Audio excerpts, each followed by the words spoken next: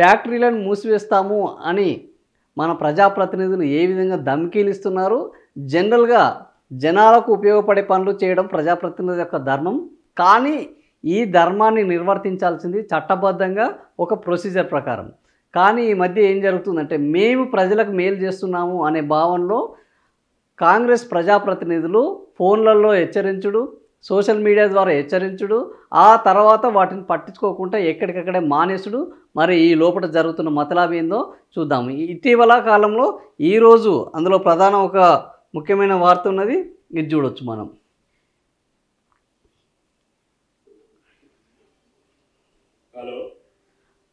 ఈయన కొండా విశ్వేశ్వరరెడ్డి మన ఎంపీ ఏం మాట్లాడుతున్నావు ఇందాం. They are not beggars, I say. పిచ్చపోలకి ఇస్తారు మీకు తెలుగా? పిచ్చపోలకి ఇస్తారయ్యా హౌస్ హోల్డ్ ఐటమ్స్. ఇల్లు మునిగిపోతే కాంపెన్సేషన్ ఇస్తారు, పొలాలు మునిగిపోతే కాంపెన్సేషన్ ఇస్తారు. మీ బిచ్చం ఇక్కడ ఎవరు అవసరం లేదు, నాకు కూడా మీ బిచ్చం అవసరం లేదు. మీరు చేసే డ్యామేజ్ కు కాంపెన్సేషన్, మీరు ఎంత డ్యామేజ్ చేస్తే అంత కాంపెన్సేషన్ ఇవ్వాలి. మీరు 10 రూపాయల డ్యామేజ్ చేస్తే 10 రూపాయల కాంపెన్సేషన్ ఇవ్వాలి. మీరు ₹1,00,000 అంటే ₹1,00,000. ఇక్కడ పొలాలు పోయినాయి, పంట పొలాలు పోయినాయి. So I'm going to give you time, are you better you tell me the time. ఇప్పటి వరకు సాల్వ్ అయితే so 1 week or 2 weeks let me know, and I will make sure, I will make this my mission to stop Chettinad Cements if they do not respect the local community, if they do not pay compensation. Okay, manchi, thank you. So ఇది ఇప్పుడు మన రాష్ట్రంలో ప్రజాప్రతినిధులు వాస్తవానికి జనం సమస్యలను ప్రజాప్రతినిధులు పట్టించుకోవాలి. అది అందరూ చేయాల్సిందే. ప్రజాప్రతినిధులు ఎన్నుకునేదే మా సమస్యలను మీరు పట్టించుకోండి, పరిష్కారం చేయండి. కానీ ఇక్కడ ఏం జరిగిందంటే మన చెట్టినాడు సిమెంట్ ఫ్యాక్టరీకి సంబంధించి ఎంపీ కొండా విశ్వేశ్వరరెడ్డి ఆ చెట్టినాడు సిమెంట్ ఫ్యాక్టరీ ఎవరు ఆఫీసర్తో మాట్లాడుతున్న ఇది వీడియో ఆడియో కాల్కి సంబంధించి. సో ఏం జరుగుతుంది, ఆ చెట్టినాడు దాని మీద ఒకవేళ జరిగితే ప్రభుత్వం వాళ్ళకు నోటీసులు జారీ చేయొచ్చు. నోటీసులకు పొల్యూషన్ కంట్రోల్ బోర్డు ఉంటుంది మనకు. ఆ పొల్యూషన్ కంట్రోల్ బోర్డు వివాదం ఎంత జరుగుతుందో ఇప్పుడు కొండా దంపతుల విషయంలో మనం చూద్దాం. పొల్యూషన్ కంట్రోల్ బోర్డు ఉంటుంది. ఈ సిమెంట్ ఫ్యాక్టరీలకు కానీ ఫార్మా ఫ్యాక్టరీలకు కానీ ఎనీ ఫ్యాక్టరీ వాళ్ళు తీసుకొచ్చే కాలుష్యాన్ని పొల్యూషన్ని వాళ్ళు ఎంత వెదజల్లుతున్నారు, దానికి ఎలాంటి శిక్షలు వేయాలి, వాటిని మూయించాలన్నా, వాళ్ళకు పరిహారం విధించాలన్నా, వాటిని ఇక్కడి నుంచి తరిమేయాలన్నా అని చర్యలు తీసుకునే ఒక సంస్థ మనకు పొల్యూషన్ కంట్రోల్ బోర్డు ఉంటుంది. సో ఎన్విరాన్మెంట్ పరంగా వాళ్ళు ఇవన్నీ చర్యలు వాతావరణాన్ని అక్కడ ఉన్న లోకల్ బాడీలను అన్నిటినీ వాళ్ళు సంరక్షించాలి. కానీ ఇక్కడ ఏం జరుగుతుందంటే మొన్న మహబూబ్ నగర్లో ఎమ్మెల్యే అనిరుద్ధ్ రెడ్డి అక్కడ ఒక సిమెంట్ ఫ్యాక్టరీకి ఇట్లనే ధమ్కి ఇచ్చాడు. నువ్వు కనుక ఈ సిమెంట్ మీ దగ్గర నుంచి వచ్చే వాటర్ అన్నా ఈ చెరువులో కలుస్తున్నాయి, ఈ చెరువులో కలవడం వల్ల ఈ ఏరియా మొత్తము పొల్యూటెడ్ వాటర్ అవుతున్నాయి, ఇందులో ఉన్న చేపలు చచ్చిపోతున్నాయి, లోకల్ వాళ్ళకి ఇబ్బంది అవుతుంది. వారం రోజులలో నువ్వు కనుక ఇది మూసేయకపోతే నీ అంతు ఏందో తేలుస్తాను, నీ సిమెంట్ ఫ్యాక్టరీని వచ్చి కాలబెడతాను అని ఆయన సోషల్ మీడియాలో ఒక వీడియో మెసేజ్ పంపించాడు.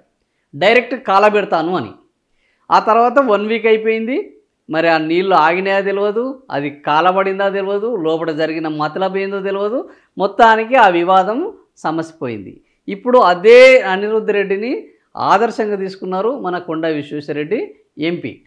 సో ఈ ఎంపీ ఆయన పరిధిలో ఉన్న ఒక ఏరియాకి పోవడం జరిగింది. అక్కడ ఆ సిమెంట్ ఫ్యాక్టరీ వల్ల లోకల్ ఏరియాలకు ఇబ్బంది జరుగుతుంది. సో వీళ్లకు వెంటనే డబ్బులు నష్టపరిహారము, కాంపెన్సేషన్ అంటే నష్టపరిహారము ఇవ్వాలి. నువ్వు నష్టపరిహారం ఇవ్వకపోతే నీ చెట్టినాడు కంపెనీని మూసేపిస్తాను, ఈడ సిమెంట్ ఫ్యాక్టరీని మూసేపిస్తాను. నాకు తమిళనాడులో ఈ చెట్టినాడు కంపెనీ ఓనర్స్ తమిళనాడులో ఉన్నారు, వాళ్ళు నాకు ఫ్యామిలీ ఫ్రెండ్సే అయినప్పటికీ నేను చెప్తున్నాను జనామే నాకు ముఖ్యము, దీన్ని ఇంతవరకు బాగానే ఉన్నా. ఇది యాక్చువల్గా ఒక ఎంపీ ఒక లెటర్ రాయొచ్చు పొల్యూషన్ కంట్రోల్ బోర్డుకు. మనం ఆంధ్రప్రదేశ్లో చూసాం, బోండం ఉమా అనే ఎమ్మెల్యే అక్కడ కూడా ఇట్లానే ఇబ్బంది జరుగుతుంది అని మేము పొల్యూషన్ కంట్రోల్ బోర్డుకు పోయి ఫిర్యాదు చేస్తే పొల్యూషన్ కంట్రోల్ బోర్డు వాళ్ళు డిప్యూటీ సీఎం చెప్పకుండా మేము ఏమీ చేయము, ఎవ్వరి మీద చర్యలు తీసుకోము అని అంటే అది ఆంధ్రప్రదేశ్ అసెంబ్లీలో పెద్ద ఎత్తున ఒక రచ్చగా మారింది. ఆ తర్వాత చంద్రబాబు నాయుడు ఇన్వాల్వ్ కావాల్సి వచ్చింది, వాళ్ళను వీళ్ళని పిలిచి మాట్లాడాల్సి వచ్చింది. అది వివాదం సమసిపోయింది. తెలంగాణలో కూడా అనిరుద్ధ్ రెడ్డి మాట్లాడిన మాటలు, ఆ తర్వాత అనిరుద్ధ్ రెడ్డిని పిలిచి మరి ఎవరు సీఎం రేవంత్ రెడ్డి మాట్లాడా, అనిరుద్ధ్ రెడ్డితోటి కంపెనీ వాళ్ళు ఏమైనా డీలు ఒప్పందం చేసుకున్నారా, అనిరుద్ధ్ రెడ్డి చెప్పిన దానికి కంపెనీ వాళ్ళు ఒప్పుకున్నారా ఏంటి అనేది తెలియదు. అది అదే అంతటితో ముగిసిపోయింది. ఇప్పుడు కూడా అదే పద్ధతిలో కంపెనీలను డైరెక్ట్గా ప్రజాప్రతినిధులే బెదిరిస్తున్నారు. దానికి ఒక సిస్టమ్ ఉంటుంది. ప్రజాప్రతినిధి ఒక లెటర్ రాయాల్సి వస్తుంది. ఆ లెటర్కి వాళ్ళకు సప్లై చేయాలి, వాళ్ళకు నోటీస్ ఇవ్వాలి, దాని మీద వాళ్ళు రెస్పాండ్ కావాలి. వాళ్ళు రెస్పాండ్ కాకపోతే ప్రభుత్వం వాళ్ళకు షోకాజ్ నోటీసులు ఇస్తుంది, లేదా మేము క్లోజర్ నోటీసులు ఇస్తుంది. ఈ క్లోజర్ నోటీస్ మీద వాళ్ళు కోర్టుకు వెళ్ళడం ఉంటుంది. ఇదంతా ఒక సిస్టమ్. మనం ఒక సిస్టంలో బతుకుతున్నాం. ఇది డెమోక్రటిక్ సిస్టమ్. ఈ డెమోక్రసీలో ఎవరి వాదన వాళ్ళు వినిపించుకునేది. కానీ ఇక్కడ ఏం జరుగుతుందంటే పొల్యూషన్ కంట్రోల్ బోర్డు లేదు, షోకాజ్ నోటీసులు ఇచ్చుడు లేదు, వాళ్ళు దానికి రెస్పాండ్ అయ్యేది లేదు, దానికి సంబంధించి వాళ్ళు కోర్టుకు వెళ్ళేది లేదు. ఇదేమి లేకుండా డైరెక్ట్గా ప్రజాప్రతినిధులు ఫోన్ చేసి ధమ్కీలు ఇస్తున్నారు. ఇది ధమ్కీలు ఇవ్వడము జనం పాయింట్ ఆఫ్ వ్యూలో కరెక్టే, కానీ జనం సమస్యలు తీరుతున్నాయా? ఇదే పద్ధతిలో ప్రతి ప్రజాప్రతినిధి కంపెనీలను పట్టుకొని ధమ్కీ ఇవ్వడం మొదలు పెడితే ఈ రాష్ట్రంలో కంపెనీలు ఉంటాయా? ఈ రాష్ట్రంలో కంపెనీలు నడవడం సాధ్యమా? అసలు ఇది మునిగిపోయిందా? నష్టపరిహారం ఎంత ఇవ్వాలి? నష్టపరిహారము ఇవ్వడము ఈ సమంజసమా? నష్టపరిహారం ఇవ్వకుండా అసలు ఆ ఏరియాలో ఫ్యాక్టరీ ఉండడం కరెక్టా? ఆ ఫ్యాక్టరీకి మరి పర్మిషన్లు ఇచ్చింది ఎవరు? పర్మిషన్లు ఇస్తే ఆ పర్మిషన్లు నిబంధనలు ఉల్లంఘించినప్పుడు ఆ ఉల్లంఘిస్తుంటే కళ్ళప్పగించుకొని చూస్తున్న అధికారులను ఏం చేస్తున్నారు? ఇవన్నీ ఏవి పట్టించుకోకుండా డైరెక్ట్ కంపెనీకి ఫోన్ చేసి నువ్వు నష్టపరిహారం ఇవ్వకపోతే నీ అంతు తేలుస్తా, నిన్ను తగలబెడతా, నీ ఫ్యాక్టరీని మూసివేయిస్తా అనుకుంటూ పోతే ఇది ఎక్కడి వరకు పోతుంది? ఈరోజు అంటే ప్రజాస్వామ్యంలో కాంగ్రెస్ పార్టీలో విపరీతమైన ప్రజాస్వామ్యం ఉంటుంది.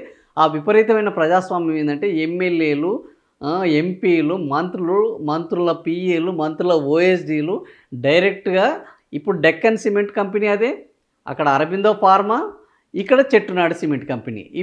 ఈ కంపెనీలు అన్నీ వందల వేల కోట్ల టర్నోవర్ ఉన్న కంపెనీలు. వీటిలో లాభాలు పుష్కలంగా ఉంటాయి. వీటిలో వీళ్ళని బెదిరిస్తే ఏది 1-2 కోట్లు కాదు, 10-100 కోట్లలోనే డబ్బులు వస్తాయి. కాబట్టి ఇప్పుడు ప్రజాప్రతినిధులకు ఇదొక బ్రహ్మాండమైన అస్త్రంగా దొరికింది. ఇదే విధానం కొనసాగితే రేపు ప్రతి ఎమ్మెల్యే తన నియోజకవర్గంలో ఉన్న కంపెనీలను బెదిరించుకుంటూ పోతే ఇంకా ఆ పరిస్థితి ఏమవుతుంది? తెలంగాణ రాష్ట్రంలో కంపెనీల పరిస్థితి ఏంది, ఉత్పత్తుల పరిస్థితి ఏంది, ఉపాధి పరిస్థితి ఏంది, దీని భవిష్యత్తు ఏందనేది మనం అర్థం చేసుకోవచ్చు. సో ఈ రకంగా ఈరోజు రాష్ట్రంలో ఈ ధమ్కీ కార్యక్రమం అనేది కొనసాగుతుంది. మరి ఇది కరెక్టా లేదా మీరే చెప్పాలి. కరెక్ట్ అయితే కరెక్ట్ అని, లేకపోతే ఇది కరెక్ట్ కాదు అని. సో మీ అభిప్రాయాన్ని తెలియజేయండి.